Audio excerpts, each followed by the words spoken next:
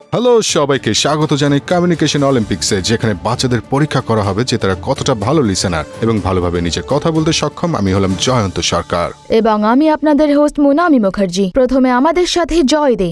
গত বছর যখন প্রিয়াঙ্কা রায় চৌধুরী নিজের বেড়াল পন্টুরে ডায়াবেটিসের বিষয় বলছিলেন, তখন তার মোবাইল ব্যস্ত ছিল। দেখে বোঝা যাচ্ছিল যে তিনি যা বলছেন সেটা শোনার একেবারেই বিন্দুমাত্র কোনো আগ্রহ নেই। আমাদের জাজেসরা অ্যাথলিটসদের 1 থেকে 10-এর মধ্যে স্কোর দেবেন। এটা হলো শোনার ইভেন্ট, তাই জাজেসরা দেখবেন সবার সঠিক শোনার টেকনিক। জাজেসরা লক্ষ্য রাখবেন মাথা নাড়াবার ভঙ্গিতে। সামনের ব্যক্তিকে দিতে হবে আনডিভাইডেড অ্যাটেনশন, যের মানে সে যা বলছে ওটা বোঝার চেষ্টা করতে হবে। তাকে প্রশ্ন করলে বা কোনো স্টেটমেন্ট দিলে স্কোর বাড়বে। আর আমাদের সঙ্গে সেখান থেকে আছে নন্দিতা দাস। নন্দিতা, জয় কথাবার্তা বলছে নিজের বন্ধু পামেলার সাথে। আসলে এখনই সুতুপার সঙ্গে ছাড়াছাড়ি হয়েছে। আমার সঙ্গে সিনেমা দেখার কেউ নেই এবং সে সরি অব্দি বলেনি। সে পাশে আসার পর থেকে আমাদের বন্ধুত্ব শুরু। সে এমন করলো? হ্যাঁ, এটা খুবই ঝামেলার মতো। কোয়েশ্চেনিংটা একদম অন পয়েন্ট ছিল, কিন্তু সে যদি প্রশ্ন করত পামেলার আসল চিন্তা নিয়ে তাহলে বেশি স্কোর করত, কিন্তু সে কেবল ক্ল্যারিফাইং প্রশ্ন করেছে। তবে যাই হোক, বোঝা গেল কথাবার্তা এঙ্গেজ। আমার তো হোমওয়ার্ক করতে প্রায় 3 ঘন্টা লাগবে। আরে এটা কি? মনে হচ্ছে একটা খুবই কুল ক্যাটারপিলার জয় স্যান্ডউইচের কাছাকাছি উঠে যাচ্ছে। ওটার গায়ের রং দেখুন। ক্যাটারপিলারটা তো খুবই কুল লাগছে। দেখি কি হয়। এমন ভাবে বলছো যেন আমরা কখনো একসাথে মিউজিক ভিডিও দেখি। আরে দেখো কত সুন্দর ক্যাটারপিলার। কি দেখতে বলছিস?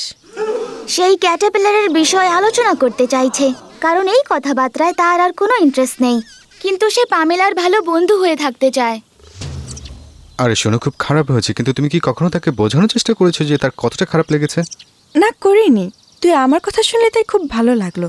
এবার রুদ্রের কাছে যাই।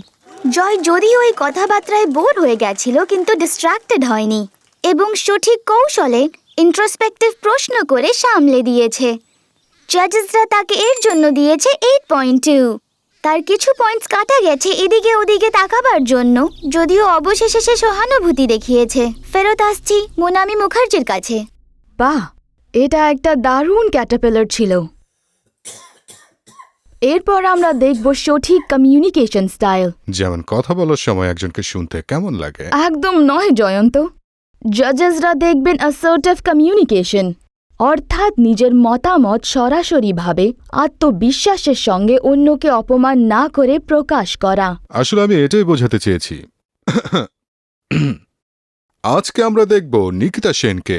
আসো দেখি সে কি করছে। তাকে নিজের প্যারেন্টসের টাকা কিচেনে রাখা জার থেকে চুরি করতে কে উস্কাচ্ছে। বন্ধু, টাকা কিচেনে আছে, মাত্র 100 টাকা নিয়ে আয় আর আমরা ডেরি মিল্ক সিল্ক খেতে পারবো। আমার ডেরি মিল্ক পছন্দ নয়। হ্যাঁ, এটা ঠিক আছে। আরে না, দেখো নিকিতাকে চিনি। সে এরকম নয়। সে নিজের পেরেন্টসদের টাকা চুরি করতে চায় না।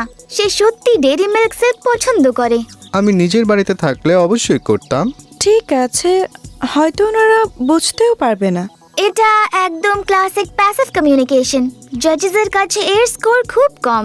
অপেক্ষা করো, মনে হচ্ছে নিকিতা কিছু বলবে। আরে হ্যাঁ, দেখো সত্যিকারই কিছু বলছে। বন্ধু, তোকে একটা কথা বলি, আমি নিজের বাবা মার টাকা চুরি করতে পারবো না। তাদের বিশ্বাস আমি হারাতে চাই না। যদি তুই এমন ভাবে বিহেভ করিস, তাহলে আমি জানি না তুই এখানে আর আসতে পারবি কিনা। হ্যাঁ, আমি কিন্তু ডেরি মিল্ক পছন্দ করি। ঠিক আছে, বুঝে গেছি। সত্যি এমন কামব্যাক আমি 1996 এর গেমের পর সৌরভ গাঙ্গুলির পরে দেখিনি। একদম সঠিক এক্সাম্পল অ্যাসার্টিভ কমিউনিকেশনের।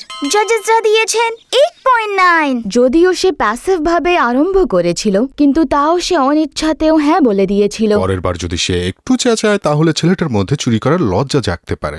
একেই বলা হয় অ্যাগ্রেসিভ কমিউনিকেশন, এবং জাজেসরা এর জন্য কম নম্বর দেন।